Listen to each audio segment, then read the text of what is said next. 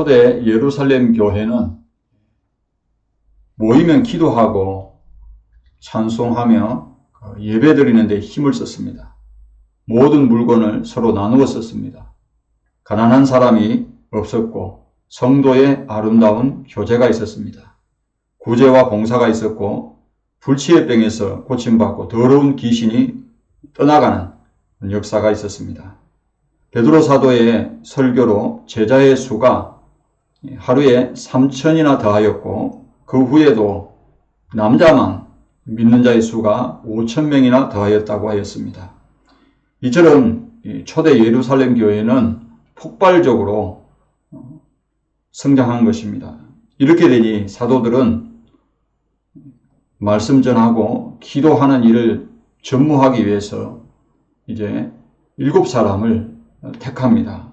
성령과 지혜가 충만하고 칭찬 듣는 사람들을 택하게 되는데, 그렇게 했더니 제자의 수가 심히 많아졌고 또 제사장의 무리도 이 도에 복종하더라라고 했습니다. 하지만 예루살렘 교회도 주님의 말씀을 까마득하게 잊고 있었습니다. 그것이 무엇입니까? 바로 흩어져서 복음을 전하는 것입니다. 흩어져서 예수님의 증인되는 것입니다.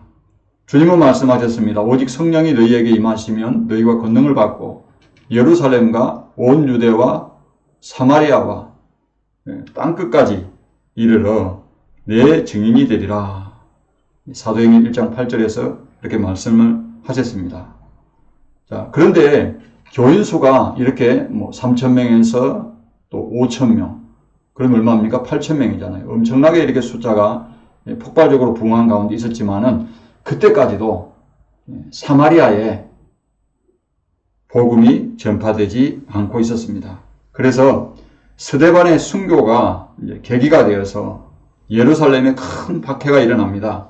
하나님께서는 사도 외에는 다 유대와 사마리아 모든 땅으로 흩어지게 하셨습니다.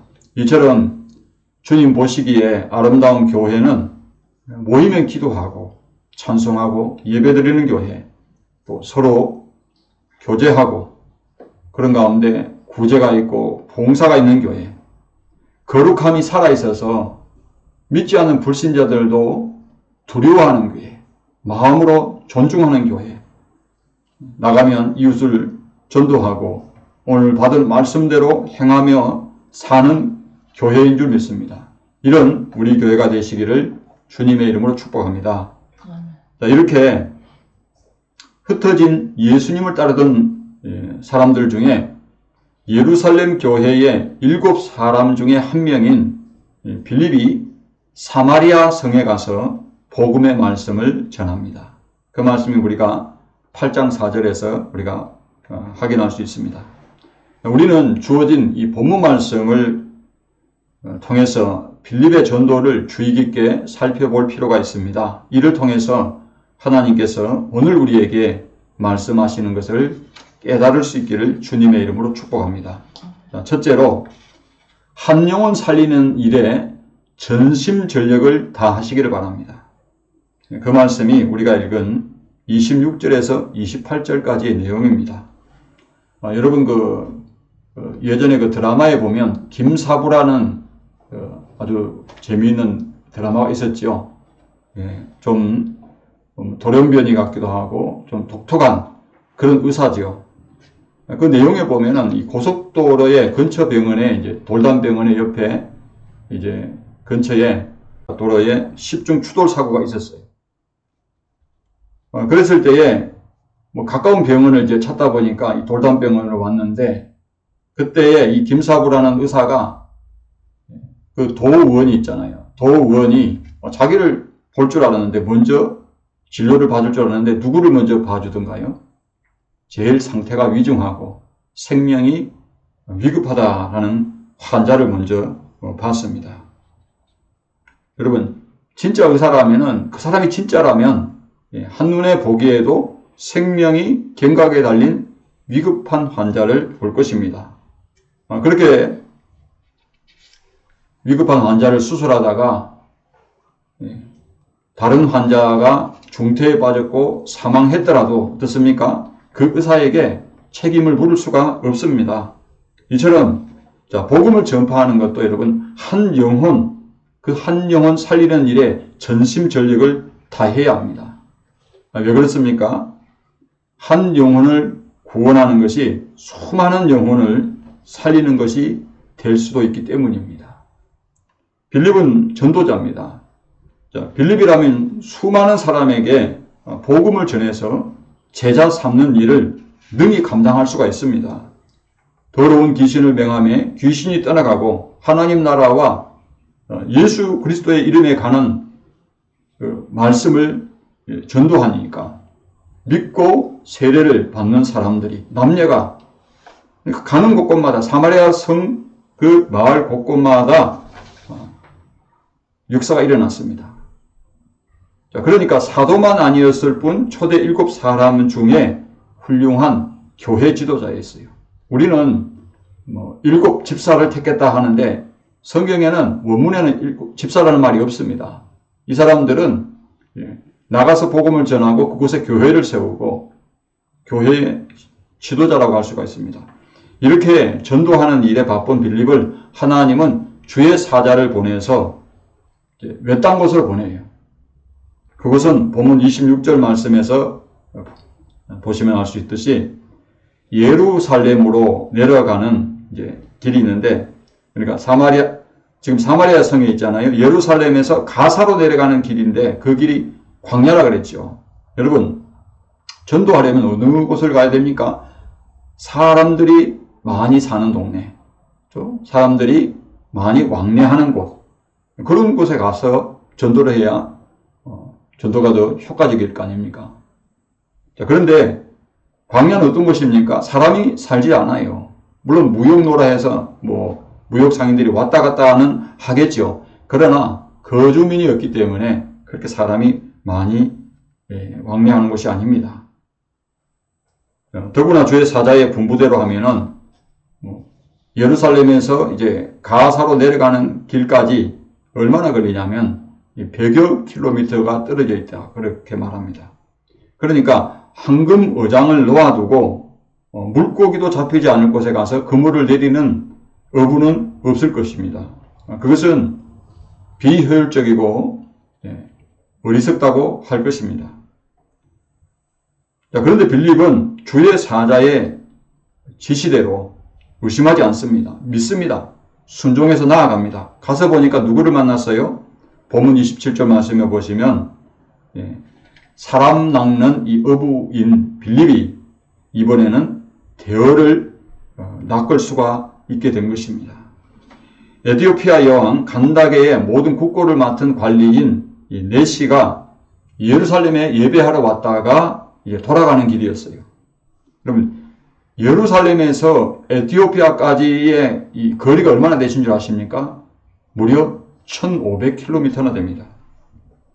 그 먼 길을 거리를 6월절에 예배하러 온 것입니다. 예배하러 왔다가 돌아가는 길이죠.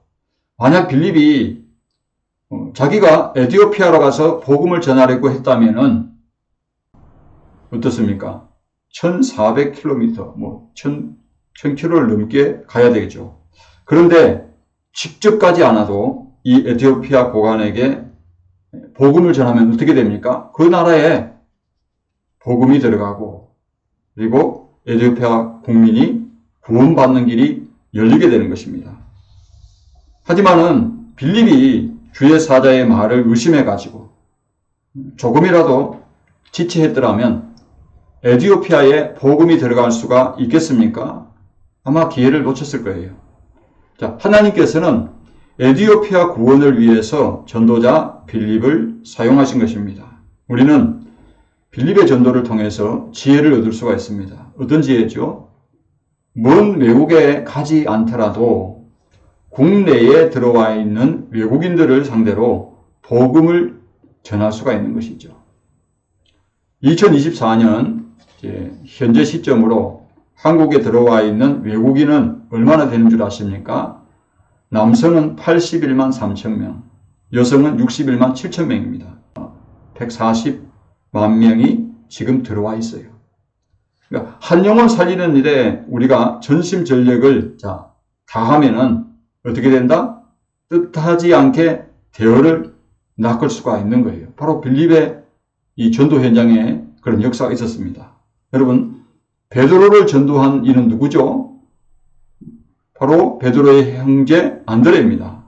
근데 안드레는 어떻습니까? 예수님의 12제자 중에 한 사람인데, 후에 12제자가 되었잖아요. 그런데 안드레의 어떤 그 행적에 대해서 두드러지거나 아주 뛰어난 그런 구절들을 우리는 발견하지 못합니다.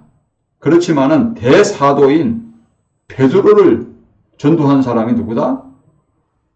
바로 안드레입니다.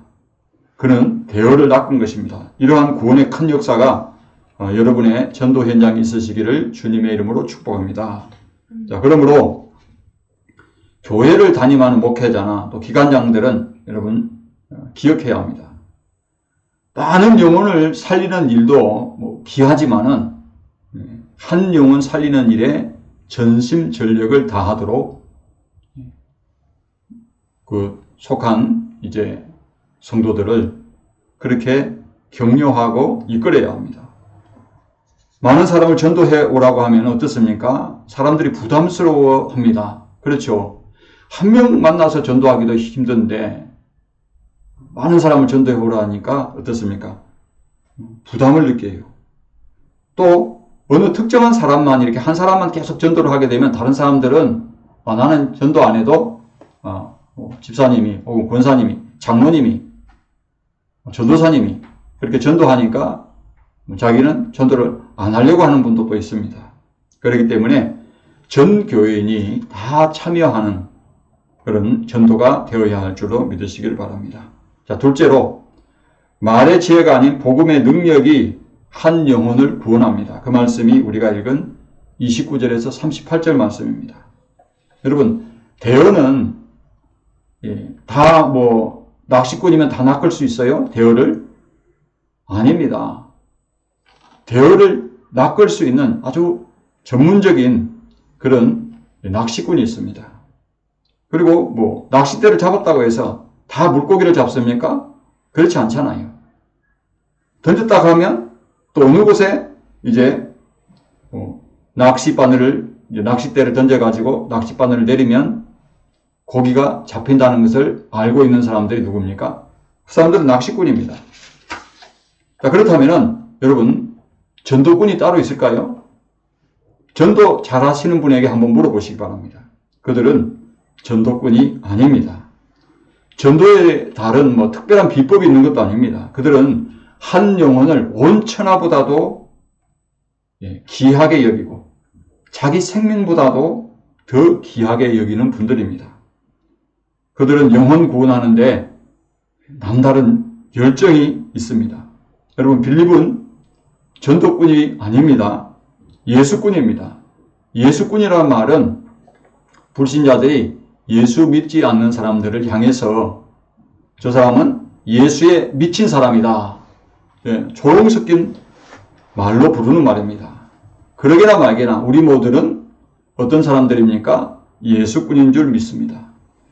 예수꾼들은 전도는 자기 말과 자기 지혜로 되지 않는다는 것을 알고 있습니다. 오직 복음의 능력이 한 영혼을 구원한다는 것을 압니다. 또한 예수꾼들은 성령의 도우심이 있어야 한다는 것을 누구보다도 뼈저리게 체험한 사람들입니다. 여러분, 빌립의 전도 현장에 누구의 도움이 있었습니까? 성령님의 도우심이 있었습니다. 주의 사자의 말을 듣고 이 100여 킬로미터나 여행해온 빌립이 목적지에 왔을 때에 한 수레가 보이는 거예요. 바로 그때 누구의 음성이 들려왔습니까? 성령님의 음성이 들려왔어요. 이 수레라는 겁니다. 가까이 가라는 겁니다. 그런데 빌립은 서서히 걸어가지 아니하고 어떻게 했다 그랬어요? 달려갔다 그랬어요. 뛰어갔다 그랬습니다. 왜 그렇습니까? 수레가 멈춘 상태에 있는 것이 아니고 계속 가고 있는 거예요. 그러니까 자기 마음에 지금 머뭇거리고 지체하다간 수레를 놓칠 수도 있겠다라고 생각한 것입니다. 이처럼 빌립은 한 영혼을 구원하는데 구령의 열정이 남달랐습니다. 그리고 주저하지 않았어요. 망설이지 않았습니다. 성령께 맡긴 것입니다. 빌립은 가서 무엇을 말할까, 어떤 말로 그의 수레를 멈추게 할까 미리부터 걱정하지 않았어요. 겁먹지 않았습니다. 왜 그렇습니까?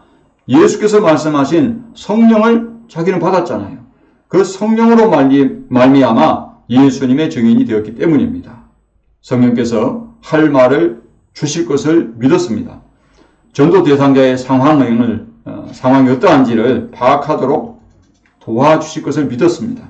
그런데 수레에 가보니까 마침 에디오피아 고관 네시가 선지자 이사야의 글을 읽고 있었습니다. 빌립은 이때를 놓치지 않고 묻습니다. 읽는 것을 깨닫느냐? 자, 여러분, 빌립과 이 에디오피아 고관 네시는 학식과 지식에 있어서 어떻게 보면 비교가 되지 않아요. 자, 이 고관은 에디오피아에서 4시 정도면요, 또 모든 국고를 맡아서 재정을 담당했잖아요. 그러면 그 정도면 학문과 지식에 능한 자라고 할 수 있습니다. 반면 빌립은 헬라파 유대인인데 학문과 지식에 있어서는 이 4시에게는 밀릴 것입니다. 그럼 그에게 여러분, 읽는 것을 깨닫느냐? 그러면 어쩌면 그를 무시하는 듯한 말을 하는 것입니다. 그래서 최근에 6월절에 예루살렘에 일어난 큰 사건이 있었잖아요. 갈릴리 나사렛 예수의 십자가 처형 사건을 화제로 그렇게 꺼낼 수도 있을 것입니다. 우리가 전도 현장에 가보면 전도하시는 분들이 보면 어떻습니까? 현 시국을 이야기하고 다른 주변적인 것들을 이야기를 많이 합니다. 그러나 어떻게 합니까? 빌립은 읽는 것을 깨닫느냐라고 먼저 어떻게 합니까? 말을 꺼내는 거예요. 그러자 마치 기다렸다는 듯이 이 에디오피아 고관 네시는 지도해주는 사람이 없는데 어찌 깨달을 수 있겠느냐라고 빌립에게 오히려 묻고 빌립을 자기 수레에 이렇게 올라탈 것을 이렇게 초청합니다. 이 네시가 읽고 있는 성경 구절이 무엇입니까? 이사야서 53장 7절 말씀입니다. 그런데 이 네시가 이사야의 글을 읽을 이유는 최근에 예루살렘에서 일어난 십자가의 사건, 십자가형으로 죽은 나사렛 예수와 이 글이 무관하지 않다고 생각했기 때문입니다. 다른 성경 구절 다 놔두고 이 성경 구절을 왜 읽었겠습니까? 자기가 예루살렘으로 들어가 보니까 아주 큰 일이 일어났잖아요. 선지자라고 사람들이 그렇게 추앙하던 그런 나사렛에서 온 청년 예수가 그렇게 고난을 당하고 십자가형에 처해지는 걸 보면서 사람들이 저 사람을 메시아라고 했는데 다 따랐는데 지금은 아닌 거예요. 그러니까 자기가 생각할 때는 이 사건과 이 글이 무관하지 않는데 확신이 안 서는 거예요. 자, 그래서 유대 종교 지도자들에게 물어봤을 거 아니에요. 저 사람들이 메시아라고 따랐고 저 사람 들어보니까 선지자라고 하는데 이 사람이 혹시 오리라고 한 유대인의 왕 메시아가 아닙니까? 하고 물어봤을 거 아닙니까? 그런데 종교 지도자들인 대제사장과 장로들과 서기관들은 아마 이 메시아에게 올바른 정보를 주지 않고 거짓된 정보를 주었을 것입니다. 그래서 고민하고 있던 참에 이를 알게 해줄 빌립을 만난 겁니다. 집에 가서 생각할 수도 있는데 수레에 타면서까지 성경을 계속 읽는 거예요. 도대체 이 말씀이 나사렛 예수와 관계가 있는 것 같은데 확신이 안 서는 겁니다. 그래서 빌립에게 묻습니다. 선지자가 말한 것이 누구를 가리키는 것이냐, 자기를 가리키는 것이냐, 아니면 타인을 가리키는 것이냐. 그러니까 빌립이 이때다 싶어서 이제 입을 열어가지고 이 글에서 시작해서 예수님을 가르쳐 복음을 전합니다. 여러분, 에디오피아 고관 네시가 읽고 있는 이사야의 글에서 말씀하시는 그는 누구죠? 예수님입니다. 선지자가 말한 그가 바로 예수 그리스도십니다. 이 에티오피아 고관 내시처럼 여러분 아무리 사회적 신분과 지위가 높고 또는 돈이 많다고 해도 우리는 그 사람들 앞에서 복음을 전하는 일에 망설이거나 주저하거나 겁낼 필요가 없어요. 그들 모두는 구원받을 전도 대상인 줄 믿으시기 바랍니다. 기죽지 마시기 바랍니다. 말과 지혜로 하면은 빌립은 에티오피아 고관 내시에게는 당해낼 수가 없어요. 또 그렇게 말과 지혜로 하다가 전도가 되는 것이 아니라 어떻게 해요? 논쟁밖에 되지 않을 거예요. 그 때문에 빌립은 복음의 능력이 한 영혼을 구원한다는 것을 잘 알고 있었습니다. 로마서 1장 16절에 내가 복음을 부끄러워하지 아니하노니 이 복음은 모든 믿는 자에게 구원을 주시는 하나님의 능력이 됩니다. 먼저는 유대인에게 또한 헬라인에게로다. 아멘. 고린도전서 1장 18절에 십자가의 도가 멸망받는 자들에게는 미련한 것이요 구원을 받는 우리에게는 무엇이라고요? 하나님의 능력이 됨이라. 아멘. 이처럼 전도자의 말이나 지혜나 경험이 한 영혼을 구원하는 것이 아닙니다. 십자가의 도, 복음의 능력. 그러니까 복음이 한 영혼을 구원합니다. 복음은 구원하시는 하나님의 능력이 되는 줄로 믿으시기를 바랍니다. 자, 셋째로 성령께서 빌립을 들어 올리신 것은 장차 복음 전하는 일을 다한 후에 전도자를 하나님 나라로 데려가실 것을 보여준 것입니다. 그 말씀이 39절에서 40절 말씀이에요. 에티오피아 여왕 간다게의 모든 국고를 맡은 내시는 세례를 받고 기쁘게 고국으로 돌아갑니다. 복음을 듣고 에티오피아로 돌아갔는데 돌아가서 무슨 일을 했겠어요? 당연히 그 나라에 가서 자기가 만난 예수님, 그 유대 땅에 오셔가지고 예루살렘에서 십자가에 못 박이신 그 예수님을 전했을 거예요. 그래서 여러분 로마의 기독교가 공인된 후에 에티오피아는 333년에 기독교를 받아들입니다. 그리고 339년에는 어떻게 하냐면 기독교를 국교로 선언해요. 이는 아르메니아 그리고 조지아에 이어서 세 번째로 기독교를 국교로 받아들인 나라였다 그래요. 물론 지금은 여러분 지금 에티오피아가 1억 2천만 명의 인구를 가지고 있는데 복음화율이 무슬림은 31%고 그다음에 개신교가 22%, 또 정교회가 43%, 카톨릭이 0.7%라고 그래요. 무슬림이 그렇게 31%나 되지만은 그런데도 불구하고 에티오피아의 맨 처음 복음 전한 이는 바로 빌립의 전도를 받고 예수님을 만나 이제 에티오피아로 돌아가서 복음을 최초로 전한 이 에티오피아 여왕 간다게의 모든 국고를 맡은 내시라고 할 것입니다. 이처럼 한 영혼을 살리는데 전심전력을 다하니까 한 나라를 기독교국가가 되게 했습니다. 이러한 구원의 큰 역사가 여러분과 우리 교회에도 나타나시기를 주님의 이름으로 축복합니다. 자, 그런데 오늘 본문 말씀에 매우 흥미로운 성경 구절이 있어요. 그 말씀은 39절에 여러분 보시면 둘이 물에서 올라올 새 주의 영이 빌립을 어떻게 했다고요? 이끌어간지라 그랬어요. 자, 그 결과 어떻게 됐습니까? 39절 말씀해 보시면 내시가 빌립을 다시 보지 못하였고 40절에 아소도에서 빌립이 발견된 것입니다. 이 우리가 국어로 된 개역개정역은 이 구절에 특별한 어떤 특이한 점을 발견할 수 없지만은 헬라어 성경이나 또 히브리어, 영어 성경을 보면은 우리가 알 수 있어요. 자, 헬라어로 이끌어 간지라 해서 이끌어 가다 해서 이 동사가 무엇이냐면 하르파조입니다. 근데 이것은 어떤 뜻이냐면 여러분 독수리가 이제 날다가 보면 그 먹잇감이 있잖아요. 그러면 낚아채잖아요. 낚아채면 어떻게 합니까? 들어올리겠죠. 자, 그런 뜻이 있어요. 그래서 히브리어로는 나사입니다. 나사가 뭐냐면 들어올리라는 거예요. 자, 이 동사가 구약의 열왕기상 18장 12절, 열왕기하 2장 16절에도 사용되었는데요.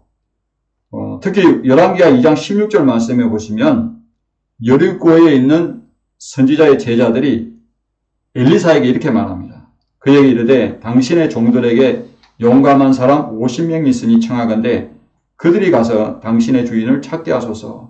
염려하건대 여호와의 성령이 그를 들고 가다가 어느 산에나 어느 골짜기에 던지셨을까 하니라. 엘리사가 이르되 보내지 말라 하나 그들이 사흘 동안을 찾았으나 발견하지 못했다 그랬습니다.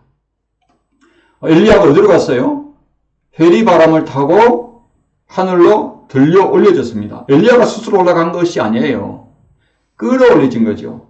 자, 여기에 사용된 동사 역시 하르파조입니다. 그리고 고린도후서 12장 2절 4절에 보면 사도 바울이 자기가 셋째 하늘에 이끌려간 낙원으로 이끌려가지고 말로 다 할 수 없는 그 광경을 봤겠죠.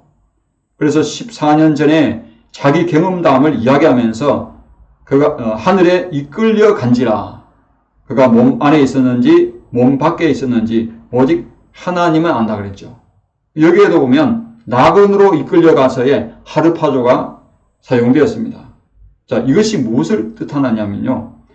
가사에 있던 빌립이 40여 킬로미터나 떨어진 이 아소도에 나타난 것은 성령이 그의 몸을 이끌어 가셨기 때문에 그래요. 그리고 아소도에서 어떻게 합니까? 또 가이사라에 이르잖아요. 그러니까 빌립의 여행을 보면은 굉장히 피곤하잖아요. 사람이 지치잖아요. 근데 지치지 않고 그렇게 왕성하게 전도 활동을 할 수 있었던 것은 어쩌면 여러분 100여 킬로미터나 떨어진 사마리아 성에서 가사로 내려가는 길까지 가사까지 그렇죠? 가사 중간도 내려가는 길이니까 그 먼 길까지 이렇게 참 왕래하고 복음을 전할 수 있었던 것은 이 성령의 역사하심이 있었기 때문이다. 그렇게 말씀을 드릴 수가 있습니다. 자, 어떤 분은 여기에 이 하르파조를 마치 공간 이동을 한 것처럼 그렇게 설명하는 분이 있어요. 빌립이 이렇게 성령에 이끌려갔는데 성령에 이끌려간 것을 마치 여기 있다가 짠 하고 사라져서 아소도에 짠 하고 나타난 것처럼 그렇게 이야기해요. 원어를 우리가 보면 그런 의미는 아닙니다. 낙하채에서 들어 올려진 거죠. 자, 어떻든 간에 이러한 성령의 이끌리심이 무엇을 말해줍니까? 여러분, 에녹을 여러분이 알 거예요. 창세기 5장에 하나님과 몇 년을 동행했다? 300년을 동행한 이 에녹이 나중에는 어떻게 죽음을 맞습니까? 죽지 않고 하나님이 그를 데려가심으로 세상에 있지 않더라 그랬어요. 그렇죠. 어떻게 보면 하나님이 살아서 그를 데려간 거죠. 엘리야도 산 가운데서 그렇게 했지만은, 자, 그래서 데살로니가전서 4장 16절 17절에 이런 말씀이 있습니다. 주께서 호령과 천사장의 소리와 하나님의 나팔 소리로 친히 하늘로부터 강림하시리니 그리스도 안에 죽은 자들이 먼저 일어나고 그 후에 우리 살아남은 자들도 그들과 함께 구름 속으로 끌어올려 공중에서 주를 영접하게 하시리니 그리하여 우리가 항상 주와 함께 있으리로다. 여기 구름 속으로 끌어올려의 하르파조가 여러분 사용되었어요. 놀랍죠? 따라서 예수님의 복음을 전파하다가 일생을 다한 전도자들은 확신하건대 주 예수님 강림하실 때에 들림 받는 줄로 믿으시기를 바랍니다. 마태복음 10장 32절에 예수님이 그렇게 하셨잖아요. 누구든지 사람 앞에서 나를 시인하면 나도 하늘에 계신 내 아버지 앞에서 그를 시인할 것이라 그랬어요. 따라서 성령께서 빌립을 들어 올리신 것은 여러분 장차 복음 전하는 일을 다한 후에 전도자를 하나님 나라로 데려가실 것을 보여준 것입니다. 이처럼 한 영혼을 구원하는 일에 저와 여러분이 전심전력하여 이와 같은 복을 받아 누리시기를 주님의 이름으로 축복합니다. 말씀을 마칩니다. 자, 그러므로 전도는 누가 하는 것입니까? 전도꾼이 하는 것이 아닙니다. 예수꾼이면 누구나 다 할 수 있어요. 우리는 모두 성령 받아서 예수꾼이 되었습니다. 사람들은 돈에 미쳐 있고 이성에 미쳐 있고 또 명예에 미쳐 있고 권력에 미쳐 있고, 마약에 미쳐 있고, 게임에 미쳐 있고, 도박에 미쳐 있고, 외모에 미쳐 있어요. 이 모양 저 모양으로 여러분 다 미쳐가는데, 아니 예수에 미친 것이 뭐가 문제가 되겠어요? 빌립은 전도꾼이 아니라 예수꾼이었습니다. 여러분, 이 빌립이 예수꾼이어서 이렇게 참 한 영혼을 구원했더니 결국은 한 나라를 구원하게 되는 이와 같은 역사가 바로 여러분에게도 있으시기를 주님의 이름으로 축복합니다.